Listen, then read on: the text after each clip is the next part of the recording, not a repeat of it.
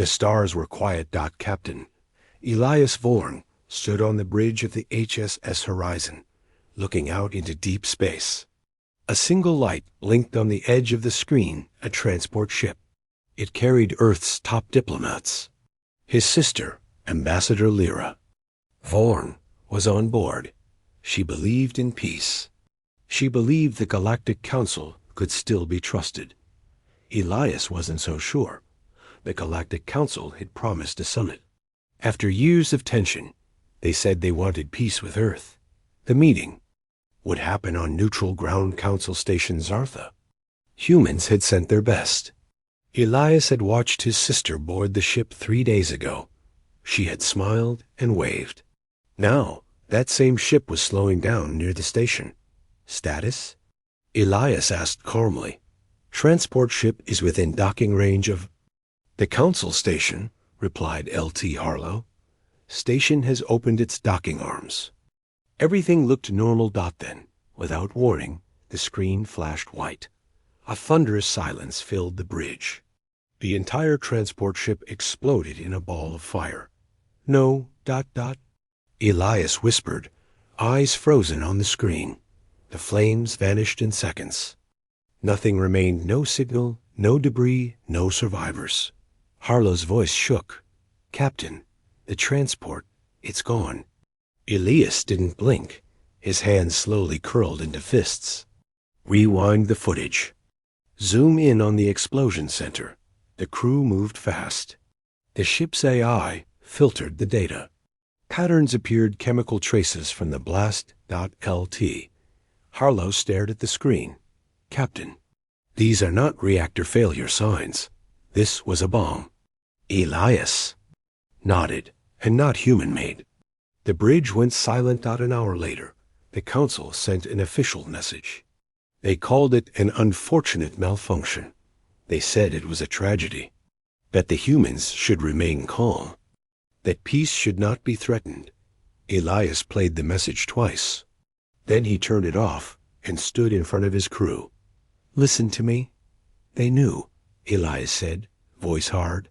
They planned this. The council betrayed Earth. Some officers gasped. Others just lowered their heads. Everyone knew the truth, but no one wanted to say it out loud. Except Elias. He walked to the center of the bridge. They killed our ambassadors. They killed my sister. And now they want us to sit down and act like nothing happened. What do we do now, sir? Harlow asked. Elias looked up at the stars. His voice was quiet, but full of steel. We prepare the fleet. Back on Earth, President Malcolm Dre received the same message from the council. He didn't speak for a full minute after reading it. Then he asked one simple question. Do we have proof it was sabotage? General Kira Lin stepped forward. Yes, sir. Our long-range scans show an alien detonation device. Traces match explosives used by Tharo Syndicate Secret Council contractors. Malcolm took a deep breath. For years, Earth had followed the rules. They paid their trade dues. They avoided border wars. They even gave up some of their colonies for peace, and this was the reward. Activate War Protocol Sigma. The president said. The room fell silent. War Protocol Sigma hadn't been used in 112 years. It meant only one thing. Earth was done talking. Should we alert the colonies? Asked General Lin. No, Malcolm said. Alert the old fleets. The ones under the oceans. The ones under the Martian crust. The ships no one remembers anymore. Let them wake up. He stared at the large star map on the wall. 12 council homeworlds blinking calmly in blue. He raised his hand. With a single gesture, he changed them all to red. On the HSS Horizon, Elias received a silent signal from Earth Command. One code. Omega rising. He turned to his crew. It begins, he said. The stars, once quiet, began to flicker. One by one, black shapes started to rise from shadows in space-ancient ships, dark and sharp, waking after decades of sleep. And in that moment, Elias Vorn made a promise. You wanted silence, he whispered to the council. But now, you'll hear Earth's answer in fire. Asterisk, the war had not started yet, but something deep in space had already shifted. In a quiet, hidden base beneath Europa's icy surface, Commander Layla Quinn sat in front of a cold screen. No one knew her name outside of Earth's intelligence command. She was a signal hunter, someone who listened to whispers in the stars. And tonight, the stars were screaming. Layla wore no rank on her black uniform. Her eyes didn't blink. She had been listening for 13 hours straight. Suddenly, a ping echoed. Council. Traffic, her AI assistant whispered. Encrypted, non-commercial. Layla leaned closer. Root it. A data stream appeared. Fast, jittery. A secret council conversation partially masked. But not enough. She ran a decryption algorithm called Lazarus Illegal in 3 sectors. In 60 seconds, the veil dropped. Her eyes widened. 2 counselors. Talking in private. Laughing. The humans believed the peace talks? Pathetic. They sent their best. We sent a timer. Now we wait. Either Earth begs or burns. Layla froze. Her heart didn't. It beat faster than a war drum. She copied the file. Then she opened a red-lined link to Earth Command. Meanwhile, in orbit above Neptune, a giant black ship slowly emerged from the shadows. Its name was Vigil's End, and it had not moved in 50 years. Inside, engineers worked quietly, restoring forgotten systems. Hypercore is stable, one technician said. Rail cannons online, another added. Captain Elias Vorn stood at the command deck. His voice echoed. All ships report. Across space, thousands of human warships, silent for decades, flashed green dot from under the Pacific Ocean, from Arctic bunkers, from the Martian tunnels, from Venus orbit where solar storms hid old weapons. The Black Armada was waking. Back on Earth, President Malcolm Dre stared at the decrypted message from Layla Quinn. It wasn't just betrayal. It was murder with laughter. They think we are still the Earth of 200 years ago, Malcolm said softly. General Lin nodded. They see us as soft, divided, still crawling after our own wars. Malcolm turned to the screen, then let them meet. What we've become. He activated a deep code message, one that was never meant to be used. Omega Phon Axon, the moon base Arca 9. An old hangar opened. Inside sat the Obsidian Hammer, a human command ship, so advanced it had been erased from. All records. Black as coal, shaped like a knife, silent, deadly. A woman stepped inside its bridge. Her long braid was silver. Her name was Admiral Rowan Vex. She had disappeared from public view 5 years ago. Some said she died. She hadn't. She had been waiting. A voice called from the comms. Admiral, Earth just sent Phoenix code. She smiled cold and sharp. Finally, she said, we rise. Across the galaxy, the Galactic Council gathered in a golden chamber. They discussed trade, borders, resource limits. No one mentioned Earth. Not out loud. But behind closed doors. Some whispered. We shouldn't have done it, said Counselor. Ryan of the Varnak. The humans are emotional, said another. They'll cry, then fall in line. No one noticed the blinking light on their data dash screen. An alert. Human signals detected near Council border. Multiple jumps. Hundreds of ships. They thought it was a joke. Then the lights went red. At the edge of Council territory. 5 human warships. Decloaked. They didn't speak. They didn't fire. They simply hovered, massive and silent, like shadows with teeth. Their message was not in words. It was in presence. Earth was here. And Earth was angry. The silence after betrayal didn't last long.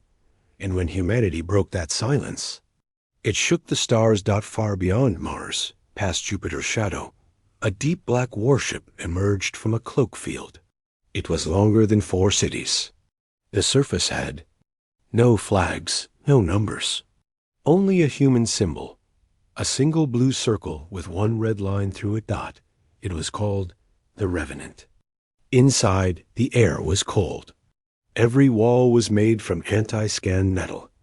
No light blinked, no screens glowed, except one, a message from Earth Command. Deploy at will. No warnings. No negotiations.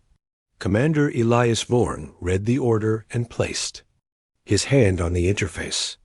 Wake them all, he said. Across the solar system, thousands of hidden ships lit up at once. From the frozen lakes of Europa, black submarines launched into space. From the crust of Mars, massive dreadnoughts blasted, free of underground hangars. From the asteroid belt, stealth fleets powered up, each one armed with weapons no other species even knew existed. It was no longer a fleet. It was a storm. A dark, ancient storm made of steel, plasma, fury, and memory. They called it the Black Armada. On Earth, cities watched the skies in awe. Children saw black dots pass over the moon.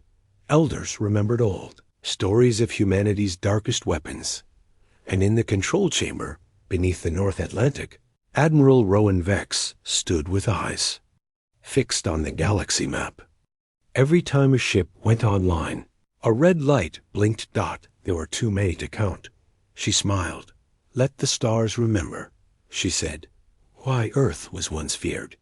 Meanwhile, deep in Council space, panic began to spread. Counselor Vith of the Zorth stood in front of a data table. Impossible, he said. The humans don't have this many ships. They were disarmed during the Cold Colonies Pact. But the numbers said otherwise. 3,274 capital-class warships, 21,000 support vessels, 900 stealth-class units, and over 100 weapons platforms marked unknown tech origin. Counselor Vith turned pale. They built in silence. Back in the Revenant, Elias walked through the main deck. Soldiers saluted him quietly. Their faces showed no fear, only cold. Focused out, he entered the memory hall, a silent place where every wall was covered in names. Not his sister's name was there now. Lyra Vor, an ambassador, lost in peace mi Semelizavis, placed his hand on her name. I told you they couldn't be trusted, he whispered. He turned back to his crew. Today we don't strike for revenge, Elias said. We strike for truth. The Armada moved from the outer edge of Sol. It spread in waves. Each fleet had its target. Weapons depots, communication hubs, black market shipyards. But they didn't attack yet. They circled. They watched. They let the Council feel the pressure. Across the stars, alien trade ships stopped moving. Civilian traffic froze. Hundreds of worlds went dark with fear. It was like standing in the center of a thunderstorm, but hearing no thunder, just knowing. It's coming. On one outer Council world, a military general tried to bluff. He launched 3 warning shots at the nearest human ship. The human ship didn't respond. Not with words. It fired once. The entire alien station gone. No heat signature. No radio trace. Just silence. The Black Armada had made its point. Back in the Council chamber, voices rose in panic. We need to call for peace. Contact Earth again. They won't stop unless we kneel. But Counselor Jarnikov, the Drevi race, said something strange. He was old. He had fought humans before, a long time ago. He said, you don't beg a storm. You brace for it. The Council finally understood. This was no retaliation. This was judgment. Back on the Revenant, Elias Vorn gave one final command. All ships hold fire.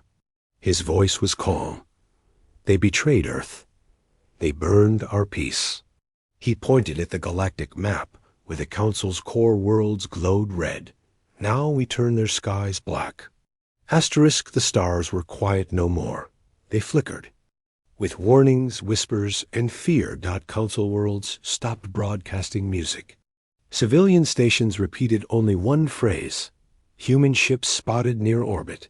Do not engage. Do not provoke. But it was already too late. On the Council border world Velros 9, 3 human warships appeared without warning. They didn't speak, didn't send signals. They simply arrived, black, sharp, and massive, blocking out the sun. Council Commander Tresk watched them from his control tower. His hands shook as he stared at the scanners. Are they scanning us? An officer asked. No, Tresk said, voice dry. They're ignoring us. That was the part that hurt the most. Tresk activated his defense cannons, not to fire, but to look strong. A warning. The human ships didn't move. He opened a public channel. This is Velros Command. You are in restricted airspace. Turn back or we will respond. No reply. He gave the order. Fire 2 plasma rounds near their formation. Not on target, just near. The cannons fired. The shots passed within 50 meters of the lead human vessel. For 2 seconds, nothing happened. Then one blue light blinked. The human ship fired once. The cannon blast was so fast, the air didn't scream. It just vanished. The entire defense tower was gone. Tresk was gone. His command staff? Dust. The shot didn't destroy the city, just one small piece. But the message was clear. Do not test humanity again. Back in deep space, Captain Elias Vorn watched the event from a command screen. Target eliminated? Someone asked. Elias nodded. Yes, and the rest of the city? Untouched, sir. Good, he said. We're not here to conquer. We're here to show them who we are. He looked into the stars. We tried peace. They gave us lies. Now we give them fire. But only enough to remember. On the councils. Central War Network, panic broke out. Multiple border worlds were sending alerts. Human ships decloaking. No response to hails. One-shot strikes, never killing civilians. Only military targets. Alien commanders couldn't understand. This isn't war, one shouted in a council meeting. This is surgery. They cut only what they want. And then disappear, a quiet voice answered. No, they don't disappear, said Counselor Jarnock. They wait. And when they strike again, it's only after you think they're gone. He closed his eyes. I've seen this before. During the Lost Moon siege, everyone looked at him. Humans don't need chaos. They create silence. And in that silence, they teach fear. Meanwhile, far from any planet, inside the shadow of a red dwarf star, humanity tested its newest weapon. Project Echofire. Admiral Rowan Vex stood beside the giant glass chamber, where energy pulsed between 2 black stones. A scientist whispered, Echofire is ready. Rowan didn't smile. She simply said, show me. A small drone was launched into space. Within seconds. It vanished, erased from time. Not space. It never exploded. It just stopped existing. Rowan looked at the glowing red readings. Perfect, she said. But don't use it yet. Why not, ma'am? Because we haven't given them a chance to beg. Back on the battlefield, more council ships gathered. Near the trade world Arika A-3. They wanted to defend it. They thought strength in numbers would stop the humans. But when they arrived, they saw nothing. No humans. Only silence. Then, the stars above them shifted. Hundreds of black ships dropped out of cloak above, and around them. Surrounded. The council admiral tried to open talks. The humans didn't answer. Instead, a small black sphere was launched into the middle of the alien fleet. For 5 seconds, it did nothing. Then, it screamed, not sound, not light, just a wave of terror. Every alien on every ship froze, dropped their weapons. Some even cried. Their minds were flooded with images of Earth's burning cities from old wars, of loss, rage, pain, and fire. It was a memory bomb. Human memory, weaponized. The alien fleet shut down. Some ships turned and ran. Not one human shot was fired. On Earth, President Malcolm Dre watched the battle logs. His eyes were wet, but he stood tall. "We are not monsters," he said quietly. "We are the warning." Back on the Revenant, Elias Vorn stood before his fleet. "Let the galaxy see," he said, "what happens when peace is broken and fire is our only answer." And above every council world, the sky turned black. Asterisk. The stars were still burning, but far from the front lines. One world watched in silence. Nera the Prime, home of the Serati, an old, graceful alien race with silver skin and soft glowing eyes. They were known for wisdom, poetry, and staying out of war.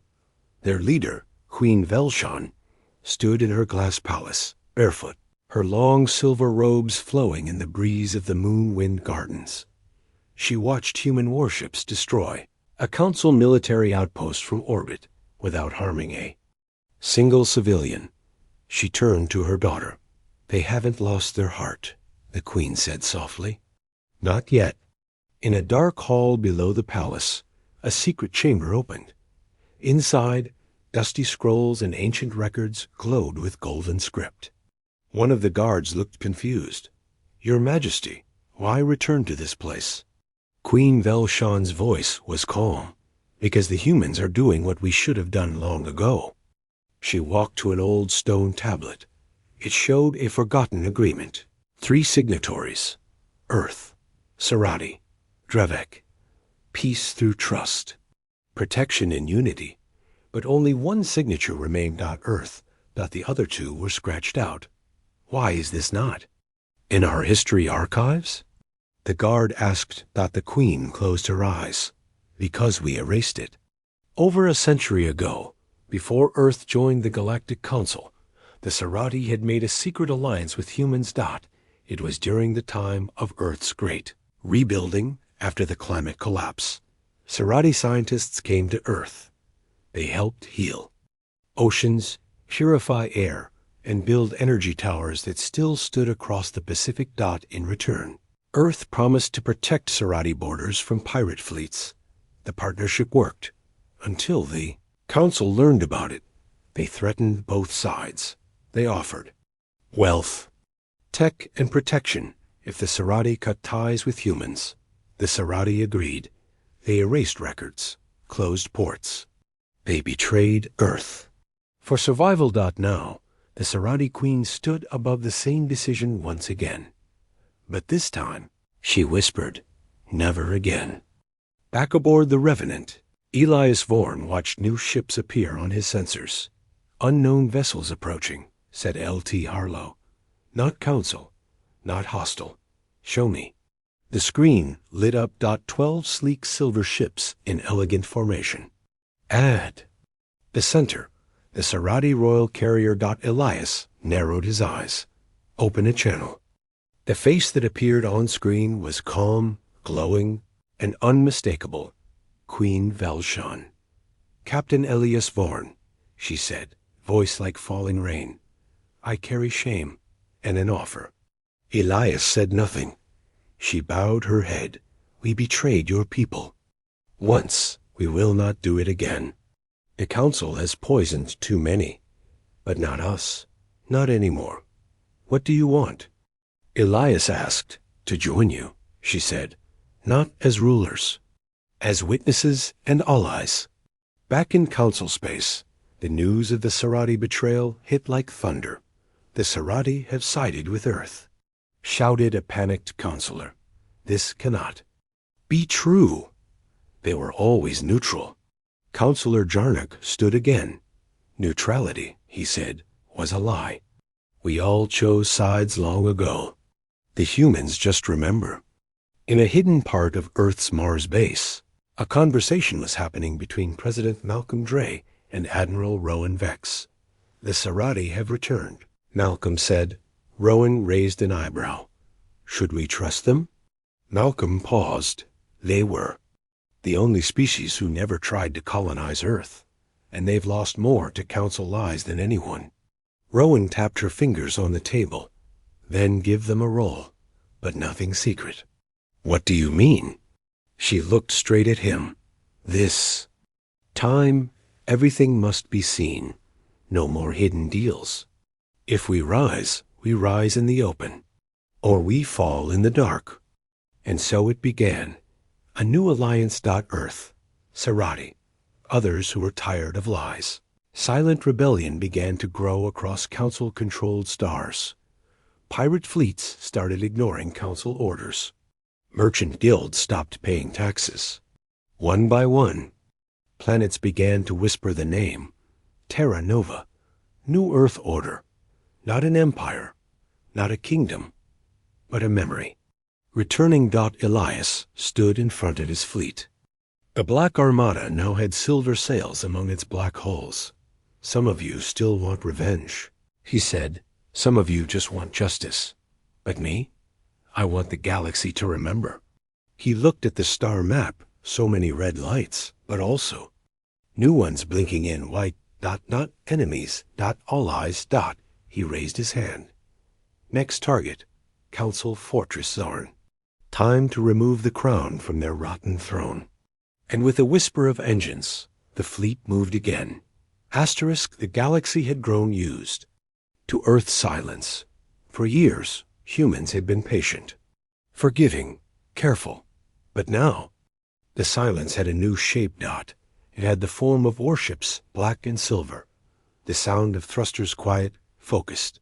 And the weight of history burning. Behind every command, they didn't roar.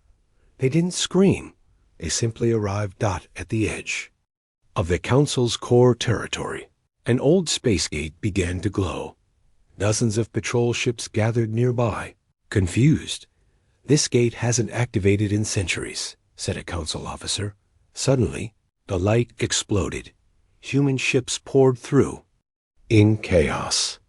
Not in fear, but like wolves walking calmly into the forest they already owned. At the center of the formation was the Obsidian Hammer, Admiral Rowan Vex's flagship. She stood at the helm, silent as steel. A junior officer whispered, "Ma'am, we've crossed into the Council core." Rowan didn't answer. Instead, she pressed a single button. A pre-recorded message began broadcasting on all Council frequencies. This is the United Earth Command. You murdered our diplomats. You lied to our people. You've made your intentions clear. We are no longer asking. Panic swept the Council like wildfire. Some screamed for immediate counterattack. Others begged to send envoys. Some even tried to run. But one counselor, old and forgotten, stood up slowly. Counselor Drellick of the Izari. He hadn't spoken in over 20 years. His voice was like rusted metal. They warned us. Again and again. He held up a data scroll from 78 years ago. A message from a human ambassador. The day Earth stops talking is the day you should start praying. Drellick looked around the chamber. That day is here. In orbit above Zarn Fortress, the largest military space station of the Council, Commander Shoros paced nervously. The station had 500 plasma turrets, a full defense shield, and 3 support fleets. But now, it was surrounded by black ships. Humans. The Serati allies gliding like silver ghosts beside them. Why don't they fire? Shoros hissed. Why just wait? No one had an answer. Then, a small human pod left the REVENANT. It floated toward the fortress. Inside, it was a cube. No weapons. No code. Just a recording. They played it. It was a child. A human girl. Maybe 10. Years old, standing in a burnt garden. She looked into the camera and said, "You burned our peace. We buried our mercy. Now we bring something else. Then," she smiled. The screen turned black. Commander Shoros dropped his cup. "There. Not fighting us," he whispered. They're ending us. Meanwhile, on the human flagship, Elias Vorn met with Admiral Rowan and Queen Valshan. They stood around a star map. 12. Council worlds blinked red. Rowan tapped 3. These are the last strongholds. Valshan added, take them, and the council will fracture. Their power will collapse from the inside. Elias looked up. No more threats. No more talks. We strike once, and after that? Valshan asked. Elias didn't blink. After that, they remember Earth. Every time they look up at the night sky. On Earth, across cities and stations, every screen showed one message. This is not war. This is a lesson. Remember who we were forced to become. People stood in silence. Not in hate, but in resolve. They remembered the peace talks, the lies. The friends lost. They remembered the day humanity stopped being hopeful and became inevitable. The final order was given. All units prepare for blackout. That meant one thing. Total domination. No comes, no mercy, no escape. The stars above Council Prime darkened with incoming ships. They had no sirens, no flashing lights, just shadows with purpose. And on the Revenant, Elias stood before his crew one last time. He placed his hand on the ship's cold window and whispered, we were never the monsters. Then he turned, but we remember how to be one. If that's what they need to understand. He gave the order. Strike. The sky above Council Prime turned the color of ash. Not from smoke, not from war, but from thousands of human warships silent, unshaken and glowing with cold blue light. The people of the city looked up. Some screamed. Some wept. Some just stood, still staring. They had heard stories of Earth's strength. They never believed them. Until now, inside the War Command Tower, counselors panicked. Where are our fleets? Why won't they answer? Someone fire. Send drones. Call. The Drevians. But there was no one left to call. Earth hadn't just attacked. It had disconnected the galaxy. Their networks were cut. Their allies had fled. Their weapons were useless. Because every ship they trusted was now floating above them with a human flag. On board the Obsidian Hammer, Admiral Rowan Vex watched the panic unfold. Her eyes didn't blink. Her voice was calm. Begin final sequence, she said. Around her, hundreds of officers nodded. No one cheered. This wasn't celebration. It was justice. In the shadows of space, 3 human dreadnoughts moved into formation. Each ship locked onto one target, the Council's central command center, but they didn't fire.